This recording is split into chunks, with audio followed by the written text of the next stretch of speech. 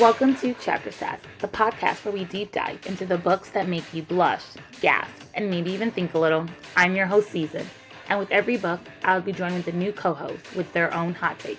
From spicy romances to messy love triangles and all the glorious chaos in between, we're here with a fresh perspective to unpack the stories we love, question what we think we know, and explore how the book speaks to us.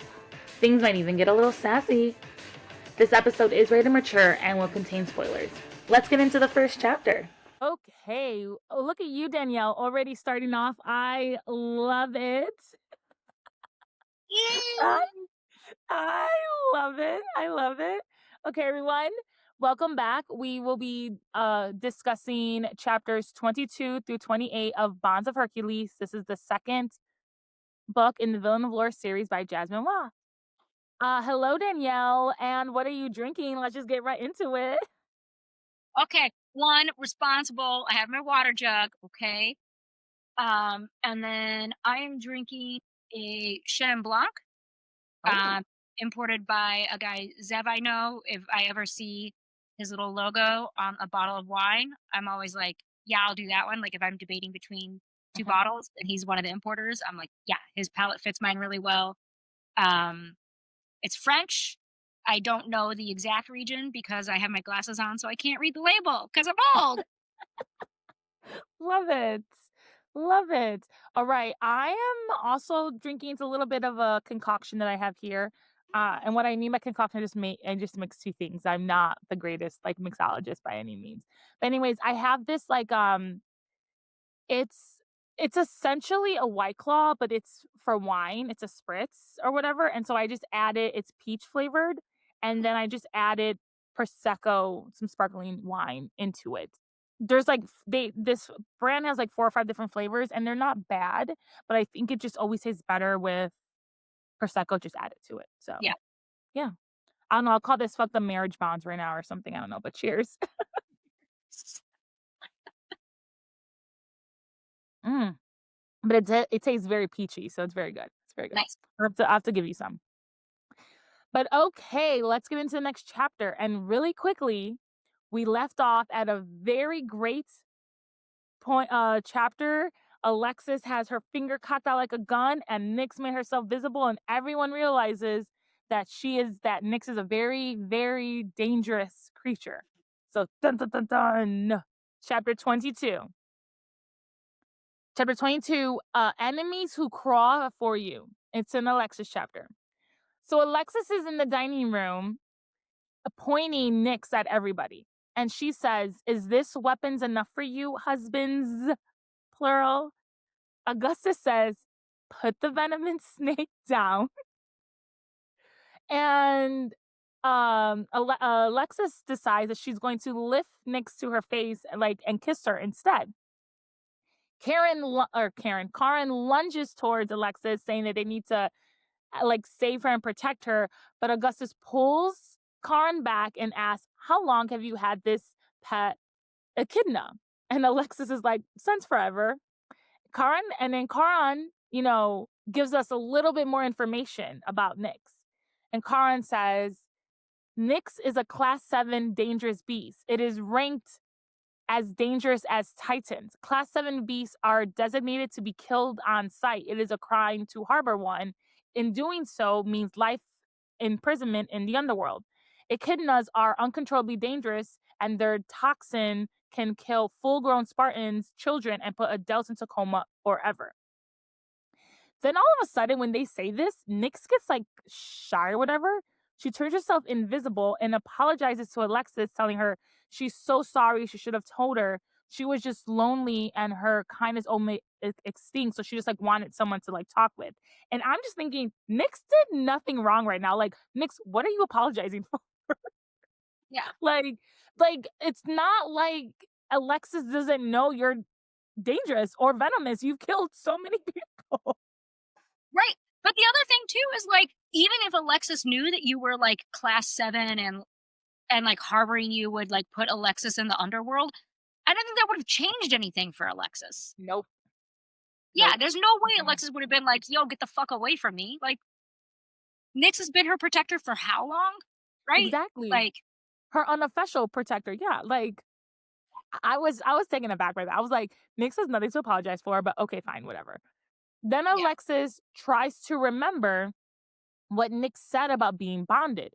She assumed she meant she was bonded by as someone's protector. But what if it was something else and her bond was more of a bond of a Spartan oath?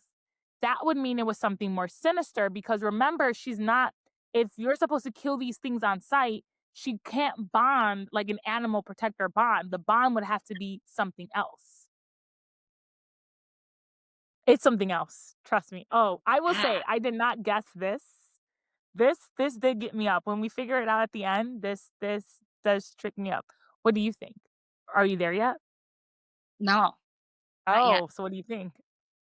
I didn't even think about that yet. I was just sort of Yeah, like, to me, I was just like, this doesn't change anything. I agree, but yeah, Like, there's so, a whole so like Alexis has learned info about Nyx. Like, that's not going to change that how she dynamic. loves That's her. not going to No, be around. Alexis isn't going to be like, oh shit, kill Nyx, yeah, right? Like, I'm especially because Alexis' animal protector is Fluffy Junior, and we all know who Fluffy Junior is later. But right now, Fluffy Junior is an idiot dog slash horse who eats sticks, pukes it up, yeah, is like awkwardly like, if she loves Fluffy Jr., you mean to tell me she's not gonna love Nyx? Come on. right.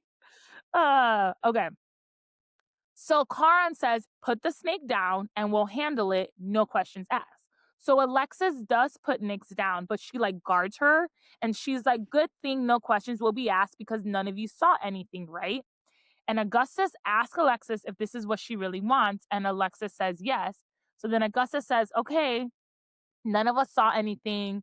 And if anyone says anything different, Augustus is going to gut them himself. So for now, Nyx is safe. So now we move on to the real reason why everyone's in the dining room. Because remember, we have the Crimson Duel just like tied up. No one's saying anything about them right now. They're just tied up there. Um. So then, and then remember, Karan was able to watch Alexis through hell because he went out like when Patros and Achilles took the blood, he went Hell went out with her into the and like outside the room. So he knows Kara knows exactly what's going on. And so he knows that Patro and Achilles are trying to break the marriage bond through Alexis's blood. So Charon is like he's like kind of blaming Alexis. He's like, "Oh, if this is what you really want, we're going to do this."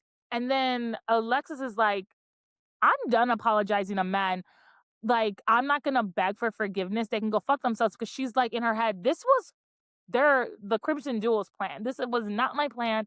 This is not what I wanted to do. This is what they did. But then Karin says he saw the look on Alexis's face.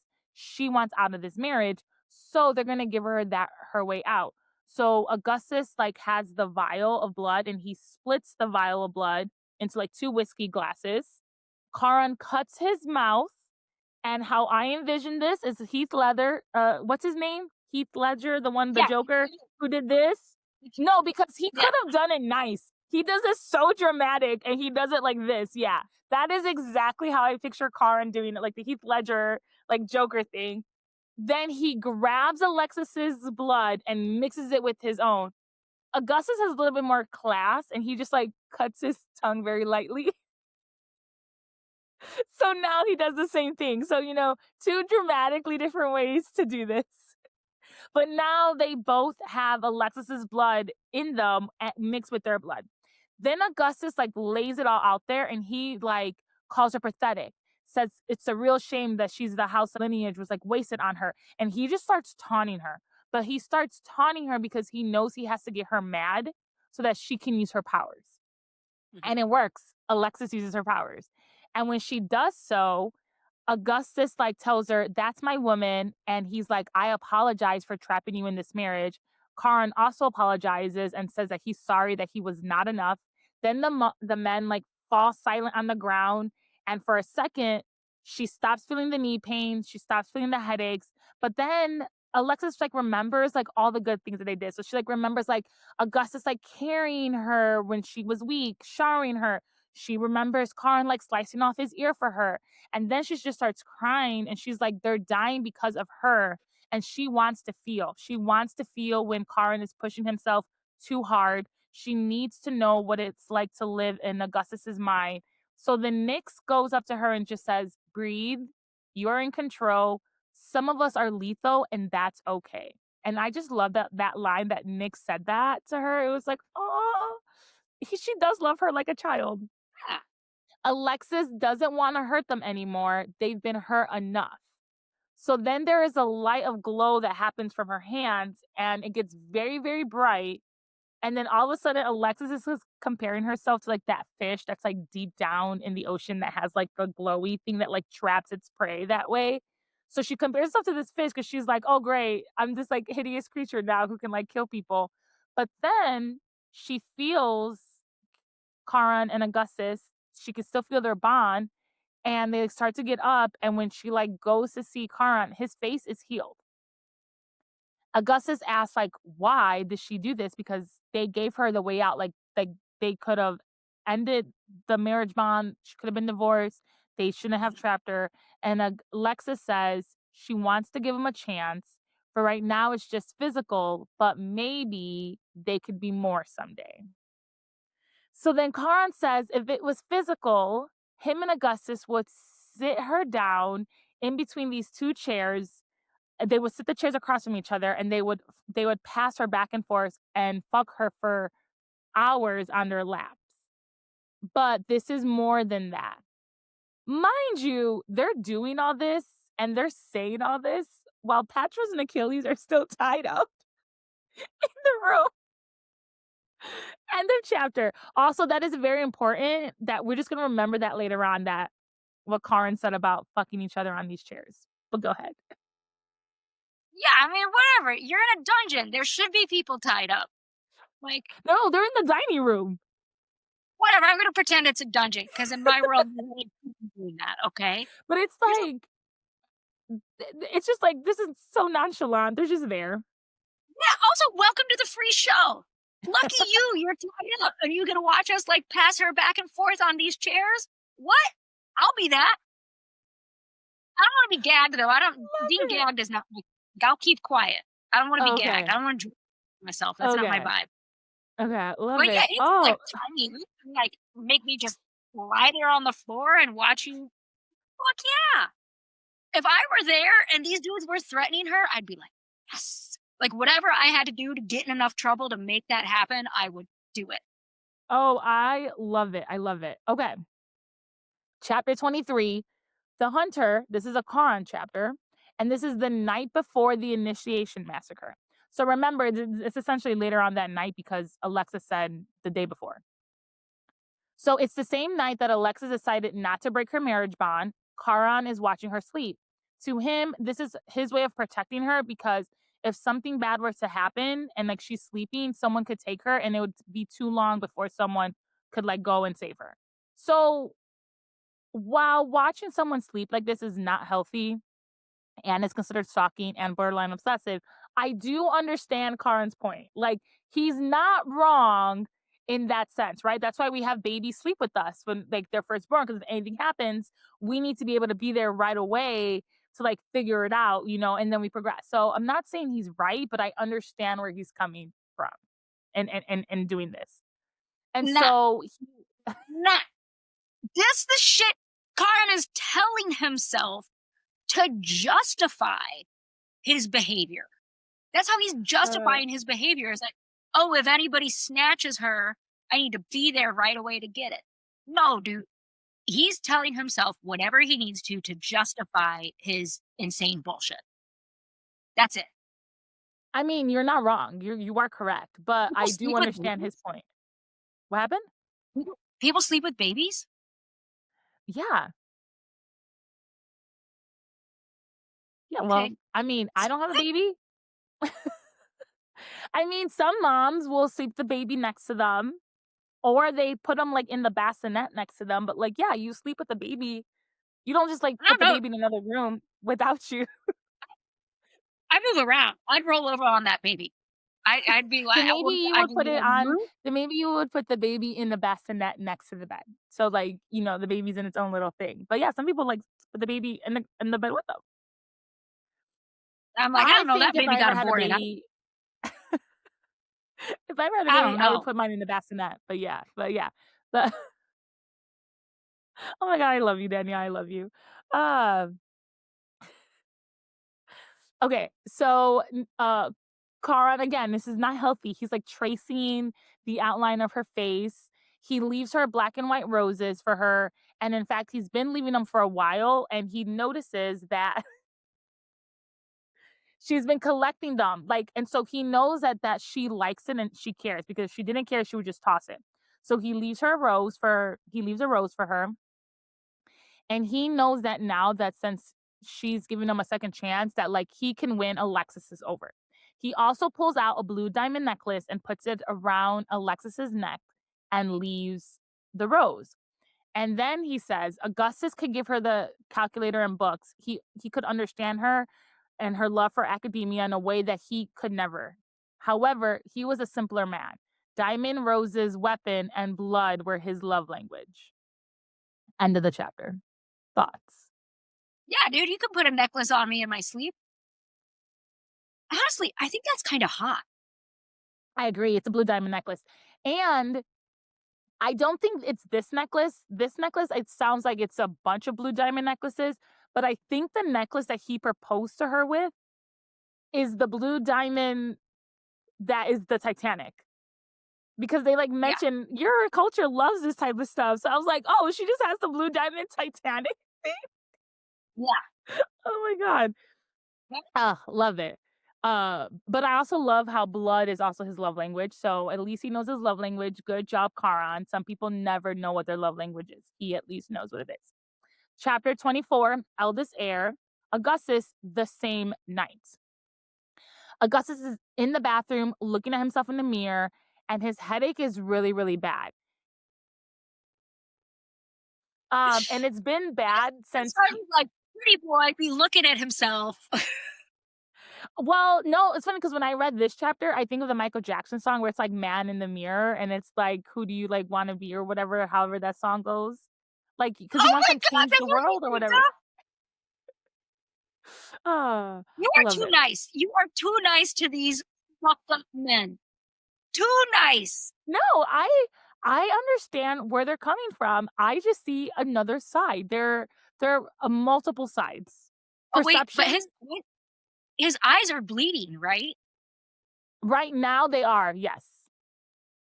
So he's watching himself cry? I don't know if he's watching himself cry versus he's trying to figure out what's happening to him because he's crying blood. But yes, correct. He is watching himself cry. Uh, like if I cut myself and I was bleeding, I don't know if I'm like watching myself bleed versus I'm trying to figure out like why I'm bleeding, how to stop it type of situation. But That's this is different. great. That's Perception is different. Yeah, this dude's used to crying out his eyes, like bleeding out his eyes, right? No, the blood is new. The blood is started with the marriage bond. Oh. Well, they've been married Mhm. for a bit. He should be adjusted. Like 3, 4 months. That's true. That's true. Yeah. That's true. Okay. Bigger point, he was watching himself cry.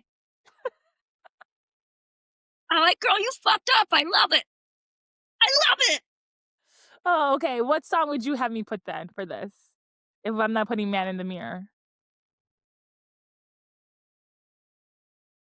This would be emotional, sappy. No, see, my brain doesn't go there at all. My brain's like, Oh. "Holy shit," I'm, like, bleeding out my eyes. I don't know why my first instinct is Nine Inch Nails Head Like a Hole. Oh, okay. I'm gonna listen to that I don't song. know I don't know why. what that song is. I'm I gonna just listen feel to like it I after this. could envision some dude just, like, bleeding out his eyes to, like, delightful gothiness. Delightful Oh. industrial, like, "Yeah, my soul is black and I'd rather die than let you take over me." Like, yeah, that's what Oh, crying out is, like, bleeding. I love it. I'm gonna listen to this song afterwards. I'll send it. Okay. I love it. I love it. I love it. I I'll do send know you who a TL gothy playlist, and that'll be on there. I love it. I'm here for that. Okay. So Augustus is looking at himself in the bathroom while he's crying blood. And his headache is really bad. And it's been really bad ever since he crawled to Alexis. The pressure is like being demanded in his head to be set free. And then his marriage bond like zaps, and Augustus like punches the mirror, shattering it. But then the pain stops and it doesn't start back up again. And what I didn't mention in the book before is that when Charon is with Alexis, he also all of a sudden realizes his headache all of a sudden went away too. So something is happening here. Mhm. And so Augustus is equally relieved and horrified. And so then Augustus like engages his mental abilities. And so he's using his power. So he should be bleeding, but he's not. And so his gut is saying something is off. His power just changed. End of the chapter. Dun, dun, dun, dun. What did it change to? Who knows? Chapter 25, A Massacre of Power, Alexis. So Alexis is dreaming right now, and she's dreaming that she's dreaming about her husband, and it turns into a kind of spicy dream. And I want you to know at this point in the book, it is in the ebook, we are like 51% of the way through. So she hasn't had sex yet, but she is at least thinking about her husband doing some shit right now. To her. Oh no, this one isn't 50%. 50% was when they're this is like 40, like 9% or 48% or whatever. Close enough. Yeah. So she like wakes up and she's like dreaming, before she wakes up, she's like thinking that it's gonna turn into something that it's not. But she wakes up because Drex is knocking on the door, telling Alexis to hurry up. Everyone is waiting. So as she like hurriedly changes, she grabs Nyx and throws Nyx around her neck, and Nyx tells her to be careful because the diamonds are cold.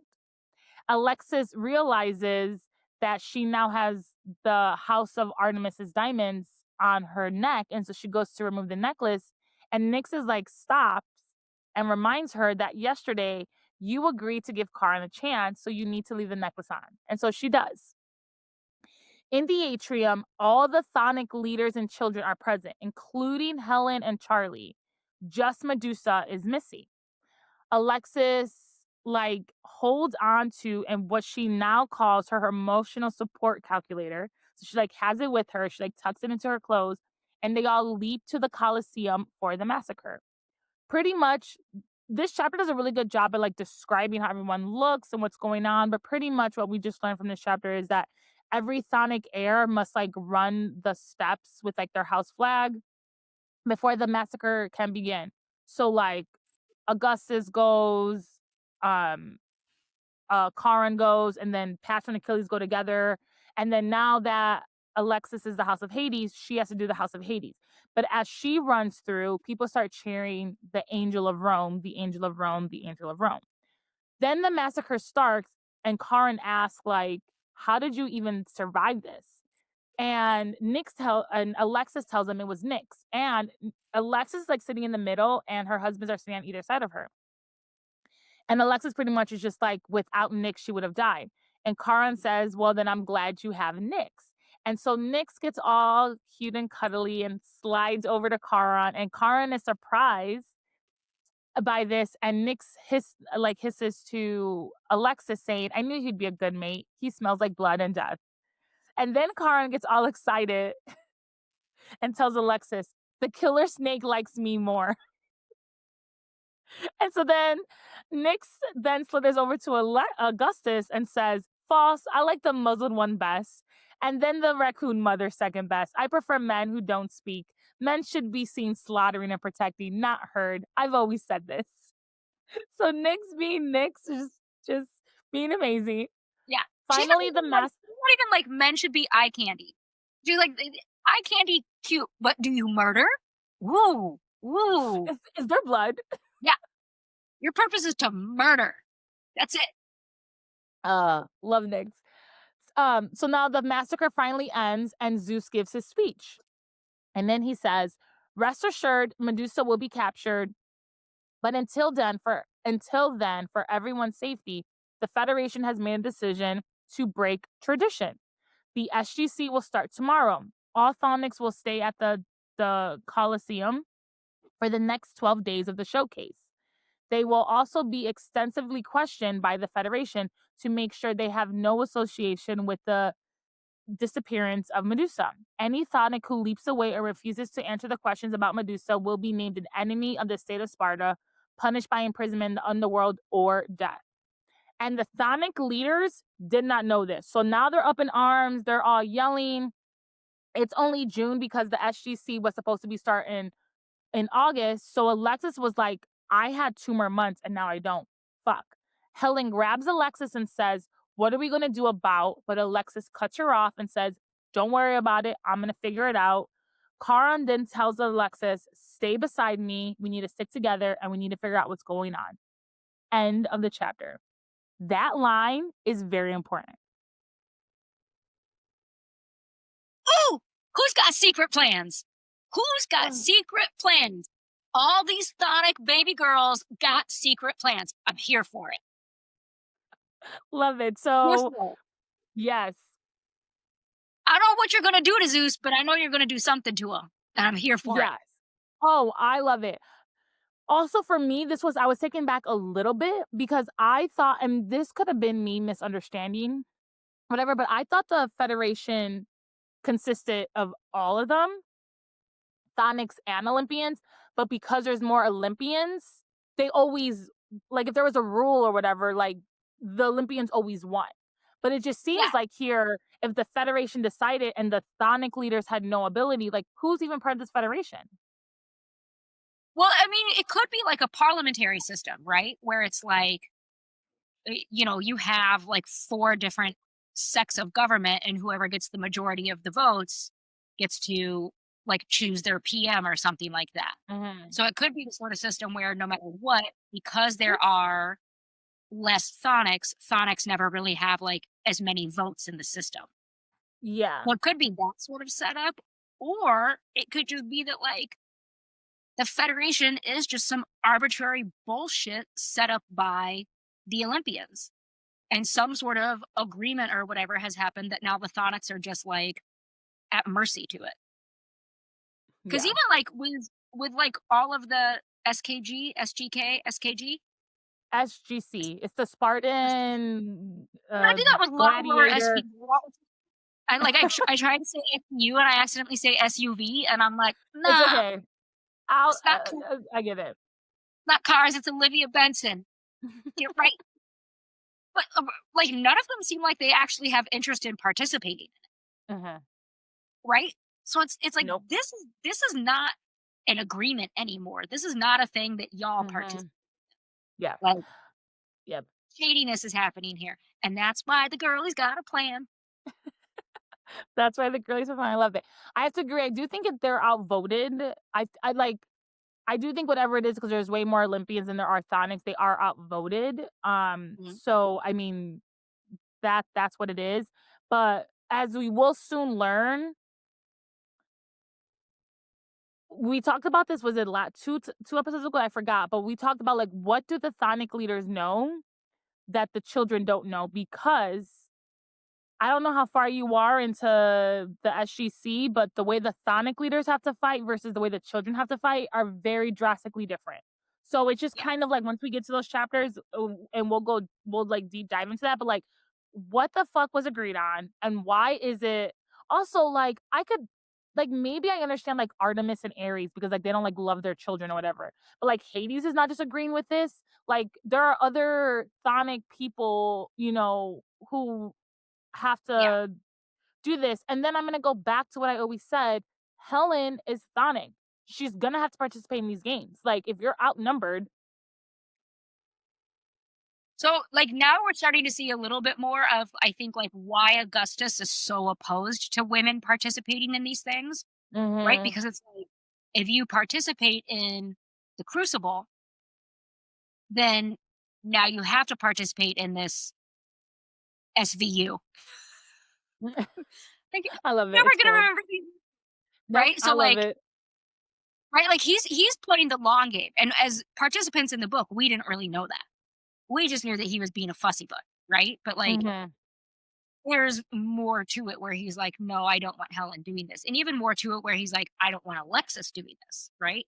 At first it was, like, "I don't want Alexis doing this because then it means Helen has to." And now he's like, "I don't want Alexis doing this because I need my wife," you know? Mhm. So his motives have changed a little bit, even though the original ones are still there. But, I mean, we even see a little bit of, like, protest from Hades in some other chapters in the book, right? Like, when Alexis is in, like, what would basically be the medically induced coma, right? And he's protesting that, she's being sent out and, like, "I just got my daughter back," and all of this sort of stuff. So I do think Hades has, like, a sense of injustice about it and was maybe, like, bullied or manipulated or, like, took the best deal or something like that, right? Because there are leaders of Thonic houses who do give a shit about the heirs. Yeah. But I wonder too if, like, right, like, these people are immortal. So if I'm Hades and I'm Persephone, I'm immortal. I can technically be the leader of my house for forever. So, do I really need heirs? Do heirs really need to exist? Can we just, like, throw out these heirs to do these fucked up battles to appease the Federation? Uh, oh, that's actually a good point. Well, maybe you need a heir just in case you never know what's gonna happen because someone could chop you up and do whatever. So like there is a possibility, but to your point, it's like unlikely, I guess. So yeah, I Yeah, see like, your point there. when does the heir, like, right? Yeah, Like, that's not clear. yeah. Ooh, well, Also, hopefully the the heirs need like, to. the leader of the house, like, that comes with power, right? So Mhm. if you're someone like Ares or Artemis, you like having that power. You like holding on to that. You don't wanna give that up. So, of course, Yeah, Ares is gonna torture any heir possible, right? I'm putting you in your place from the get-go. Baby, I ain't yeah. dying. I'm not getting chopped up and going nowhere. You're an heir for life. Fucking Uh, suffer, right? oh, I love it.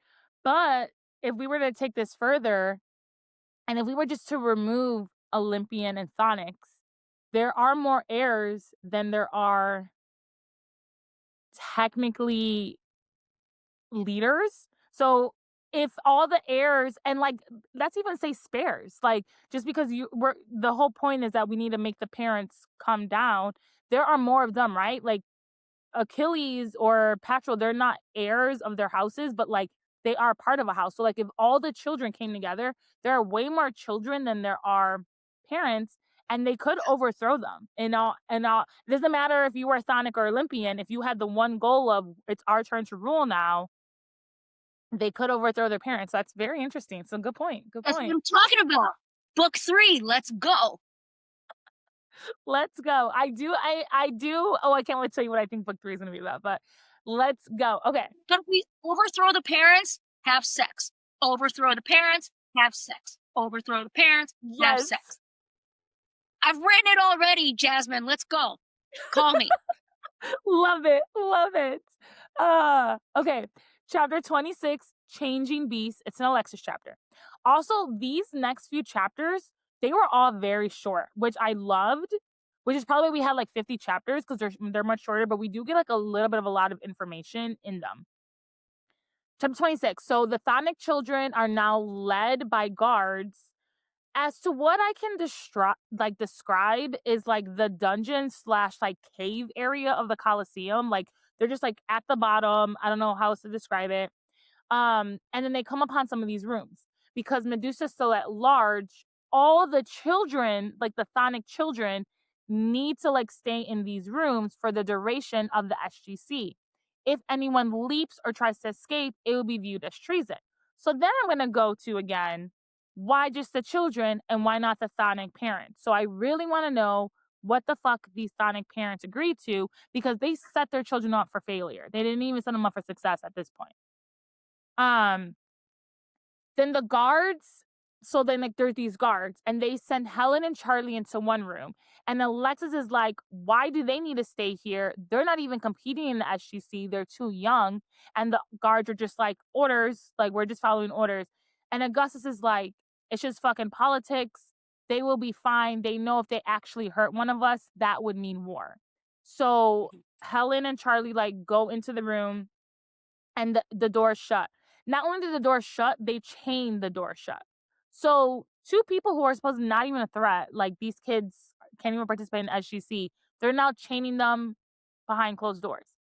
Next thing I have to say about this, next thing I have to say, next thing I have to say, next thing I have to say. I think the author is setting us up because I think Helen and Charlie are gonna be an item at some point in at some point. I don't know if they are. Maybe. But Oh. all of a sudden now, like, no one is saying, like, "Hey, Helen, we are so overprotective of you in book 1. We're just gonna let this guy sleep in this room with you by yourself." He's sleeping technically, Charlie is sleeping in the room with Helen every night, but he's sleeping in the room with her, Drex, and Alexis, right? But, like, now we're just gonna be like, "It's okay, you can sleep in the room with him by yourself." Oh. Um, I don't know, maybe it's because I just want more people on my team. I assume Charlie fucks men. Oh, he could be bi. Oh, that's true. Don't erase bi people, we exist. Yeah, he could be bi. He could fuck Helen and men. Nah, that's platonic. Charlie and Helen are Mm, platonic. I need okay. it to be platonic. Okay. Too often in storylines like this, we get male and female characters that have a close relationship, and it's never allowed to be platonic, right? Like Mm, TV shows, movies, books, all of that, right? The shit of like, the coworker or like the enemies turned lovers, like yada yada yada. I mm, no, you need to creators, not you, but yeah. creators need to allow male and female characters or defined male and female characters or people who could fuck each other. Just let them have a platonic love. Let them have a platonic friendship. Like But just I think that's what they're doing with Achilles, Petro, and Alexis. Petro doesn't realize that, but I think that's what you're trying to go with. It's a platonic love. It's not he's just with confusing that type Achilles, of love. but Achilles knows that. Mm. Achilles knows that, and he's just waiting for Petro to like catch on. Oh, now that you told me you think Charlie roots for the other team, this kinda changes some of what I'm thinking because I could see it now. I could see it Because now. what maybe if Charlie and Achilles can communicate with each other, and then Achilles Yes! is like, "Hi," and this is why Achilles isn't fully on board with this Alexis plan because Achilles is like, "I got a side piece." Oh, Oh, okay, uh, this does change things. I do like this theory. I do like it. It does change my theory, but I'm here. I support this I theory. don't, I'm behind this I theory. don't think that that is what is happening. I don't think that that's what's happening, but I would not be opposed. Oh, okay. Well, But please do not. No, Charlie and Helen cannot. They can't even kiss. I was gonna say, please don't have them fuck each other, but I don't even want them to kiss. No kissing. mm, okay. Here's the thing. My theory, I think, also works, and so do yours. Like, they're two very great theories. When we get to my theory, I'll tell you what I think might happen once we get to that part, and then we can see which one do we think is going to be better. Because I was under the assumption right now that Helen and Charlie were going to get together. Because I don't see Helen being Charlie. Technically, in book 1, I already knew what I think Charlie is, but we'll get to the end of this book, and then I'll really specify what I think Charlie is. Um, because technically Charlie's not Olympian and Helen isn't gonna date or marry an Olympian. Like, Charlie is the closest thing she has to a Thonic.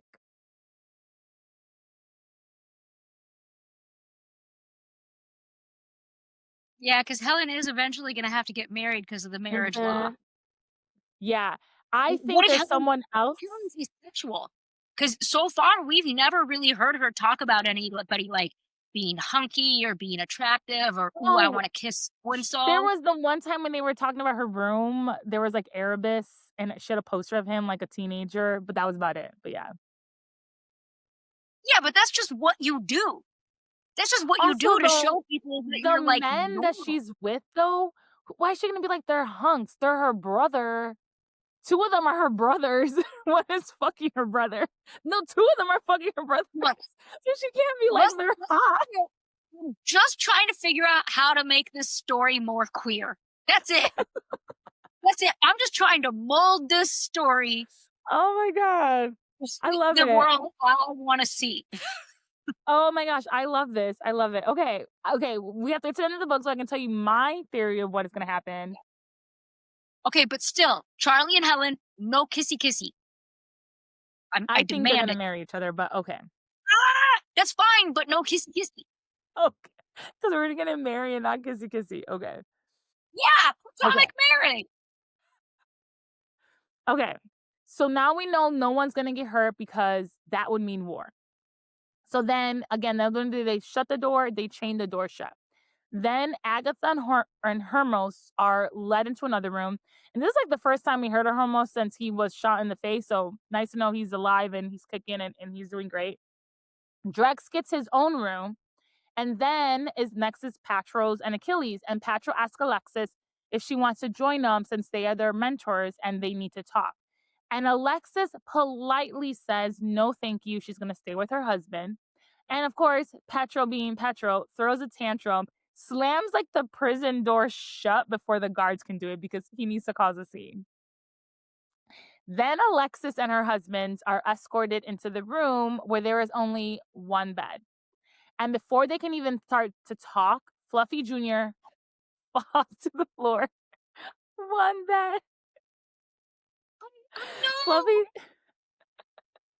Oh Fluffy no! Jr. falls to the floor and his hump is quivering.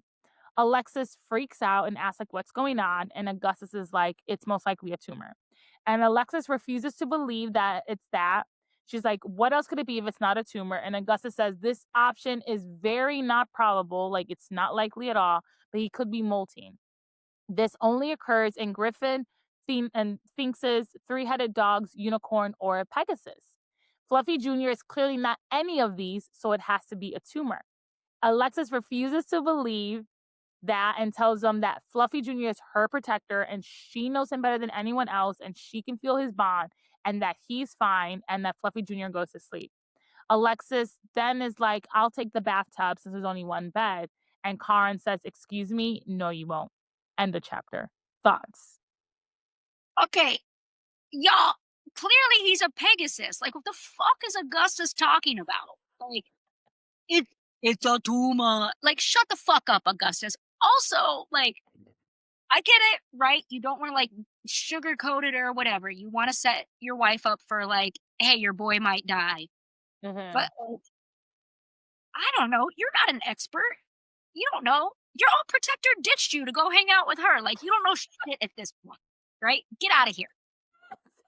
Get out of here. Also, like, I don't know, like, what tumor quivers? Man, you even said the word molting. You said the word molting. There are clearly wings growing up under that hump. Like, everybody get Oh, on with the logical process happening here. Come on. Come on. I love this. They're all so much smarter than that. All of them. All of them. So much smarter than that. We have to put it on. It's part of the plot because if anyone doesn't know by now that this is not a Pegasus, like they are going to be thinking Fluffy Jr. might die. Again, in book one, it was made very clear. They in book one, I think they referenced like horse like three times. The second you find out Alexis is Hercules, you should have immediately thought Pegasus. Like in book one. But just Instantly. in case there's anyone who didn't do that, and also throughout this book, it's like his hooves, like he is mentioned, he's compared so much to a horse in this book. And I like, and when we go through it, I'm like, hey, remember he was compared to a horse three times today. They talked about Fluffy Jr.'s body again today. So like, but just in case no one didn't figure out he was gonna be a Pegasus, they're worried about Fluffy Jr. They're thinking it's a tumor. We're not those people, but there are probably people who thought that. Yeah. Y'all, Fluffy Jr.'s fine. He's fine. Give He's him just some molting. water. Yeah, He's just give him some molting. water. Yeah, He's he'll be fine. fine. Let him. He's Ah, sleep it off. Sleep it off. yeah. Okay. Chapter 27, Sexual Tension and Other Drugs. It's an Alexis chapter. So Karen says, say it again. And Alexis says, I'm sleeping in the bathtub. And Karen yells, shut up. Our wife will sleep in the bed, not the tub like a fucking animal. And the discussion. And then the foreplay starts. So Karen and Alexis do the little bigger thing that they do, and they bigger back and forth, and they're getting turned on. Karen like pins Alexis up against the wall as they're bickering. And Alexis tells him to go fuck off. And Karen says, no, but I will fuck you. Now Augustus is getting hard. And like now they've kind of both trapped her up against the wall. At this point, Karen starts to like lightly choke her. And Alexis raises his hands to his chest and is like rubbing up against, he's like burned or he has like scars on his chest. So like she's like rubbing up against his chest.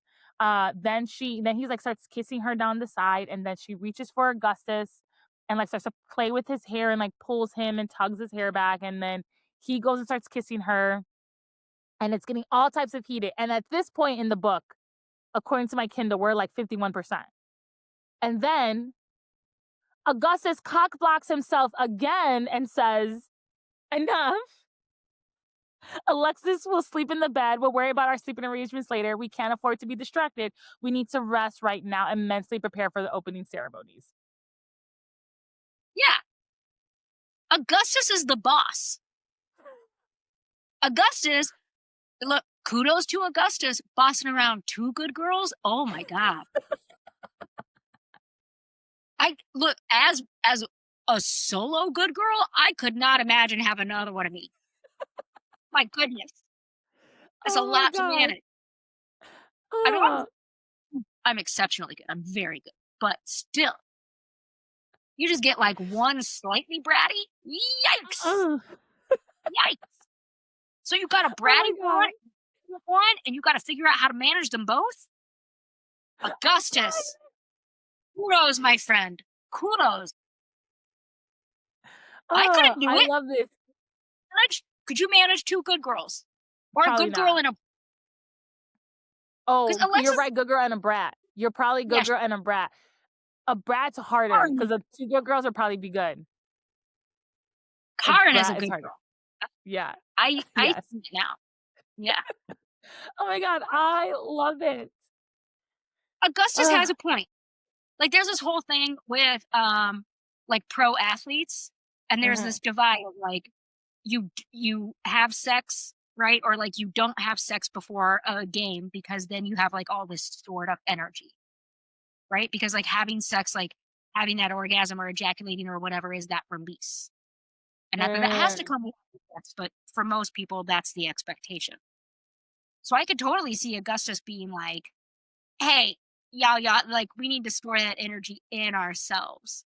And he's known Karen for a long time, right? So he probably knows that for Karen, it's like, yo, dude, if you get to hold on to this sexual frustration, like you're gonna go into battle like a motherfucker, you know? That is such a great way to think about it. I thought completely opposite. I'm just like in my head, sex is a great stress reliever and it can distract you and it can put me somewhere else. Why are we not fucking? Like, why are we not fucking at this point? Like, I am now a prisoner essentially in the SGC. Why are we not fucking? That's how I You're chained up in a dungeon? What? Yeah. Huh? Yeah. Like, can we get any more kinkier at this point? Like, why are we not fucking? Like, let's do it. Okay. But why you're not fucking is because we need to establish vulnerability and care and concern. Right? Yes. Like, that is the plot of this book, but yes. Those things are great and those things are cute and I love all of them. And in the relationships that I have them, I adore it and I cling to it and it's fantastic. Alexis is not a person who's capable of being like casual with people at this point, right? So she can't be like casually locked up in a room with hunky dudes with giant dicks, one of whom has a Prince Albert piercing, and just be like, fun time, woo! Right? She's not there yet. I agree. She's not there yet. Okay. You're right. Our girl is not there yet. You and me will probably do other things, but she is not there yet. What's book 4? Okay, book 4. Okay. So then something happens with Augustus and Karan sees it and he pushes them into the bathroom. He shuts the door and he yells at Karan, you need to calm down. You need to stop panicking. And then they start like fighting in the bathroom. And Alexis is just like overwhelmed at this point. So she goes to Fluffy Jr. Pogo pats Fluffy Jr. on the head and then gets into Alexis's lap. And Nyx is on Fluffy Jr. And Alexis mentions earlier that like Nyx will never admit it, but she like loves Fluffy Jr. And then the hounds are there and they're like on either side of Fluffy Jr. And the hounds say, and the hounds are like not the brightest things in out there. Neither is Fluffy Jr. So their language is a little bit weird, but they say, he big dog. He okay. We together all good. So Alexis pulls out her calculator and she starts to talk to it. And she says, Dear Diary, I'm scared of Fluffy Jr. is sick. Karin and Augustus don't scare me. I'm not afraid of how, but I am afraid about how I feel around them. The gladiator competition is starting early and I haven't figured out how to wield my power. Yesterday, my hands glowed with a bright light, and I don't know what anything means. And then Augustus and Karen like come out, their cell door like opens, and it's time for the opening ceremonies to begin. End of chapter. Next chapter, chapter 28. Oh, go ahead. What do you have to say? Okay, this glowing hand thing, right? And how like they're Mhm. buzzy and kind of electric. Uh-huh. What if Persephone fucked Zeus?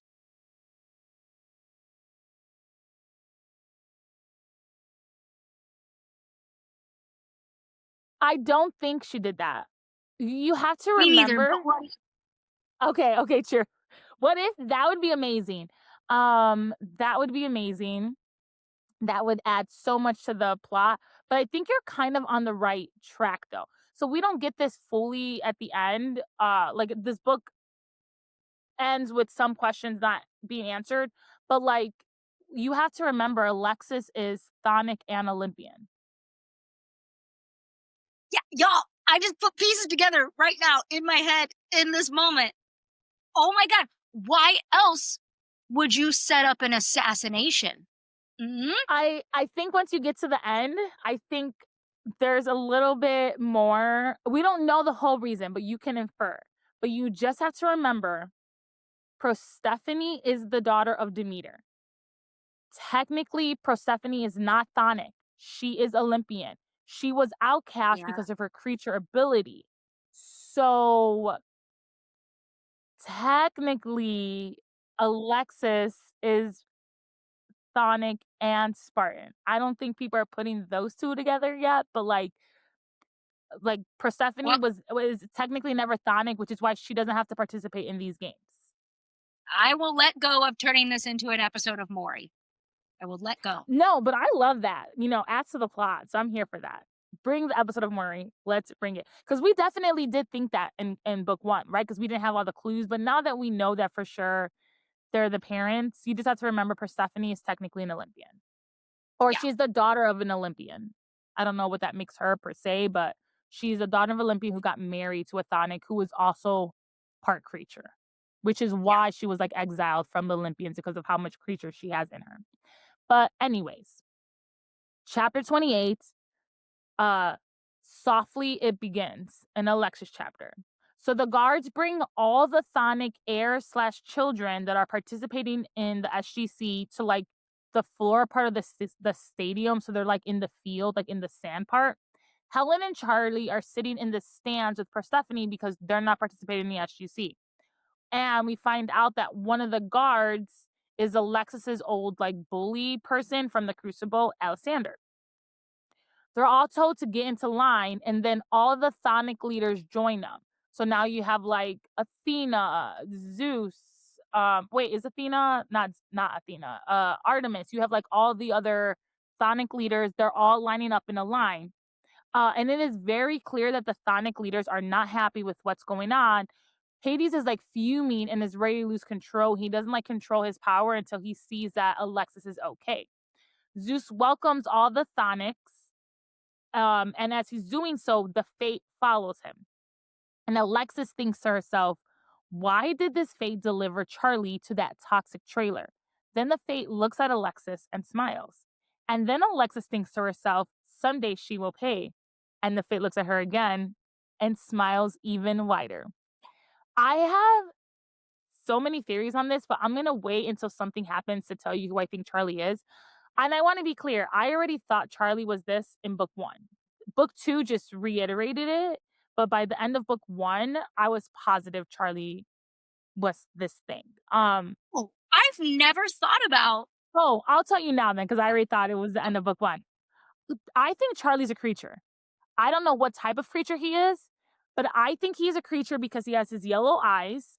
And then at the end of Oh, book 1, at the end of he's a very important creature. I don't know what type of important creature and he like is. Alexis just doesn't see him correctly? Right. So Alexis sees him differently because remember at the end of book 1 too, when she like leaped to Charlie and she was looking for him, she heard a man's voice she's never heard before. She's the only one who can communicate with creatures. I don't know if Charlie knows how to do that, and she like heard Charlie, but she didn't realize she heard Charlie because she's never talked with him. But can Alexis can communicate with Nyx. She can communicate with the Hellhounds. No one else can communicate with them. She can communicate with the sirens. So like she can communicate with Charlie and she never has been able to. That's why they had to learn sign language. I think Nyx or Charlie is a creature, and that's another reason why this other creature, trailer person, was watching them even more because he was protecting Charlie and Alexis. Those are my thoughts. I don't know what type of creature he is yet, but he has yellow eyes. He has all this shit. He's a creature. How does And Helen I think communicate with it? sign language, or he says he writes stuff down and she looks at it. He doesn't speak to anybody. He does sign language with Achille, but he writes everything down. This is another reason why I think him and Helen are going to get together at some point because Helen can marry a creature. No, this is an extra reason why they can't kiss. I disagree. Look at me protesting. I know Yes, you're I'll so kiss, even though don't yeah. kiss. No, no kissy kissy. Oh my god. Oh my god! Are you serious? I mean, we don't know. It doesn't tell us at the end of this book either. There is another incident that reinforces this, which is why I think that. But I thought from the end of book 1 that night when Alexis jumped back and she kept saying, "I heard this man's voice and I've never heard it before." And then all of a sudden Charlie was in front of me. I was like, he's a creature and he was communicating with you and you don't know that he's communicating with you. Oh, I gotta go. My mind's blown. This episode's over. Bye. Oh my So those are my god! thoughts. Those are my thoughts. Yeah. Again, Oh, there's something else that happens that reinforces this idea, but I thought this again at the end of book 1. yeah, because she can marry a creature. She can marry a creature. Okay, fine. Helen and Charlie can marry, but it's a lavender marriage.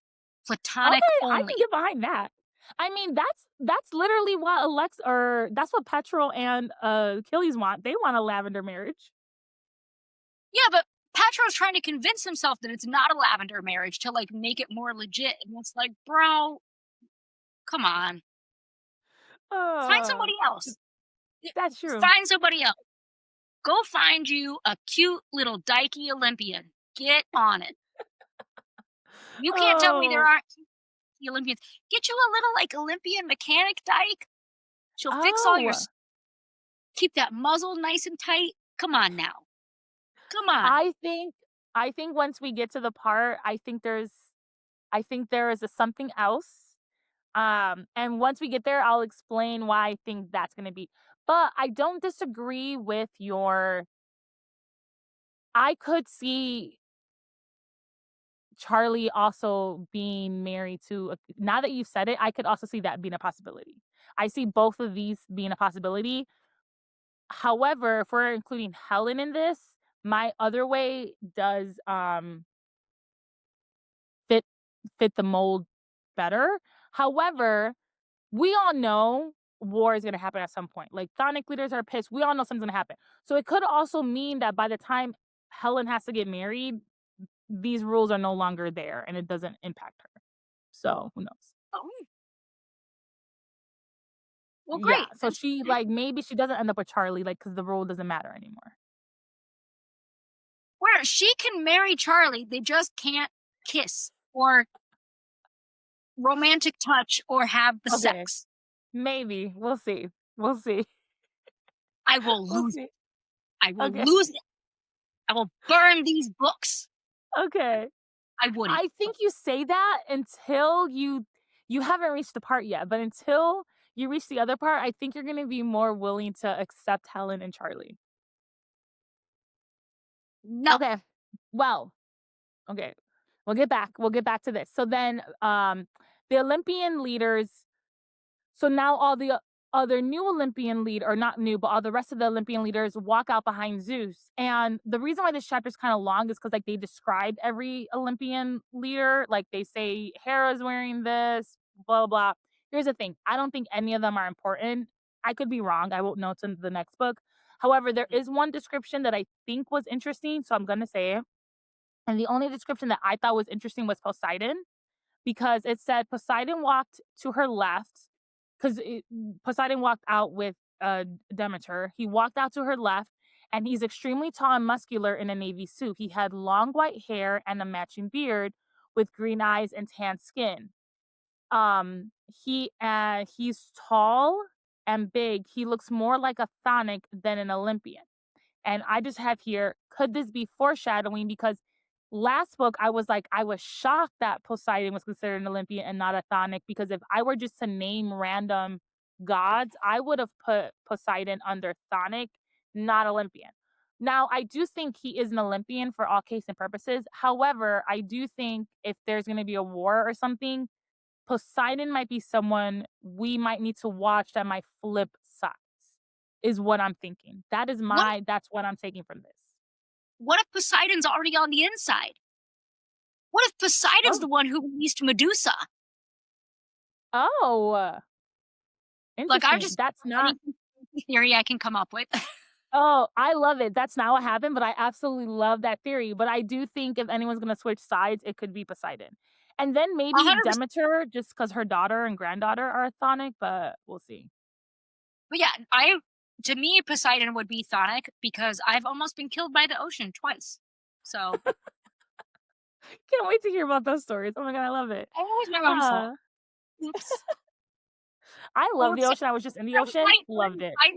oops. Oops.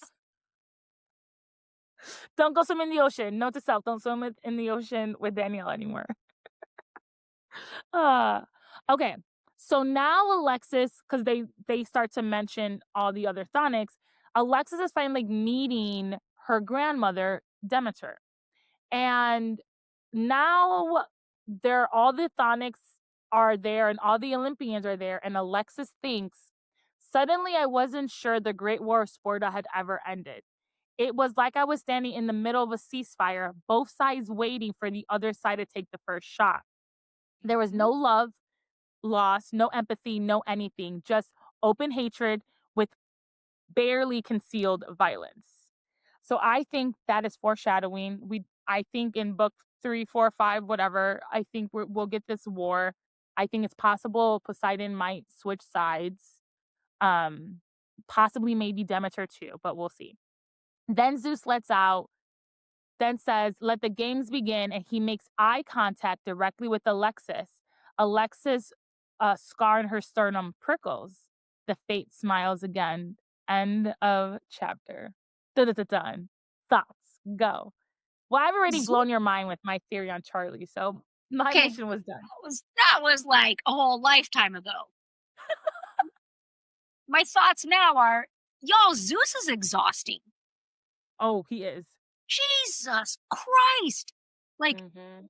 get to the point. We don't need the pop in circumstance. We get it. You're the dude of the dudes. Like, oh my god. Just move along. Just move along. Just show up and be like, yo, I'm Zeus. I run the show. Here we go. Let's party. Right? Like, that's it. Oh, love it. Wait, but Um, what is Zeus's zodiac sign? Does that oh, exist? his is the lion, or his sign is the lion. I don't He know would be a if Leo. yeah. That would be a Well, Leo. that's the house sign, so I'm gonna assume.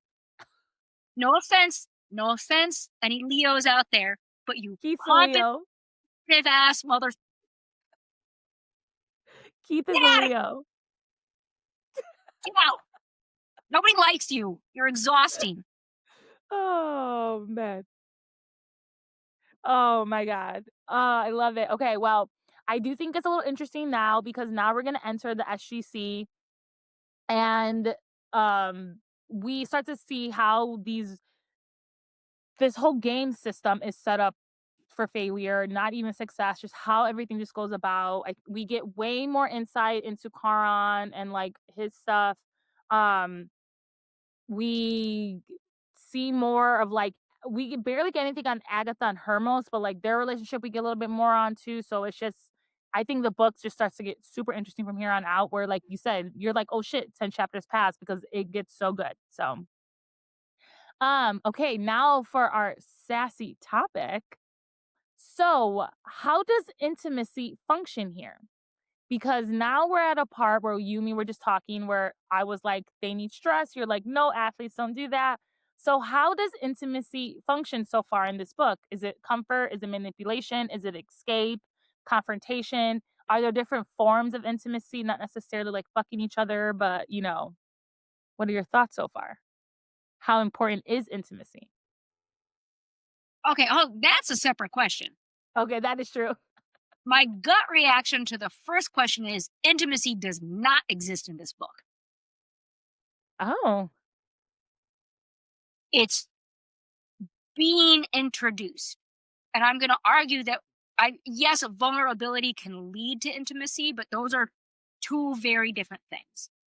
So Mhm, what we're actually receiving more of is vulnerability of the characters. We're learning more about them. They're exposing more aspects of themselves that we didn't have before. You got to do that to keep us in it, right? mhm, But like none of these characters, I would say with the exception of like Patro and Achilles, like I don't find any of these characters to be very good at intimacy. It's like mhm, they don't know how to do it. They've never received it. They've never had to give it. They eschew it because it makes you look weak. Like there's all these bullshit excuses of how like the Spartan society that they have lived in and then also being chthonic creates an environment where they don't have to express that, right? And even like physical closeness is sexual without being intimate. mhm. The only time we Okay. get an idea of it having like any sort of intimacy is Karin using his power to enable other people to feel what he feels, which is just like manipulation. That's not intimacy. Well, that's one of the Because things it says could it be manipulation? So that is one of them. it is. That is manipulation. Mm, mm. I mean, I yeah, see it. that's just a fuck boy. I just realized it. That's just a fuck boy. That was what he was, though. He pretty much said that he was a fuckboy. He said that in an earlier chapter or in book 1. He was like, "All I wanted was, like, sex with these people." He was a fuckboy.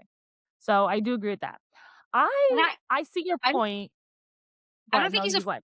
f- Oh, I agree. He's not. He hasn't fucked anyone. He has such blue balls, it's not even funny. Because Charon and Augustus are not sexual with each other. So they're both got blue balls multiple times since Alexis has been their wife. So I do feel bad in that sense for them, but they have to earn her trust. So this is what they did. I'm like, I don't understand why Alexis is so mad at this marriage. That sounds fucking awesome. That sounds awesome. Oh my Who would god. think, Okay. like, hey, I need a coffee break and I'm gonna sit in the cuck chair and you two gotta fuck now. Yeah. They Because probably would do it I for need a her break. too. They would do it for her too. Just wait till we get to different scenes. Just wait till we get to more scenes. So, I agree with you for the most part. I do think that, like, the intimacy here is a little different. But I do think that right now intimacy is comfort. So, I agree outside of Petro and Achilles, um, because they're very intimate and they clearly love each other, they're vulnerable with each other.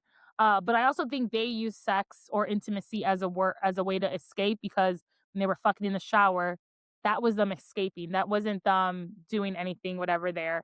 But I do think as comfort, because while they haven't had sex yet, anytime we get a semi spicy scene, they are turning to each other for comfort, right? Like they had just been in a battle. They're healing together. They're comforting each other.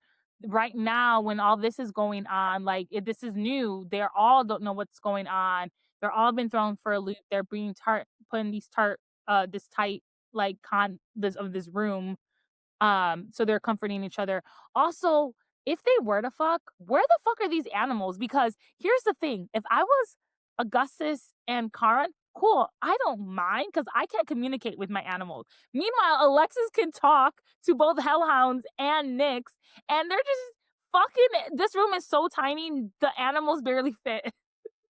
Okay, but I mean, what we learn, like spoiler alert, is in a couple of chapters, Nyx chooses to slither away.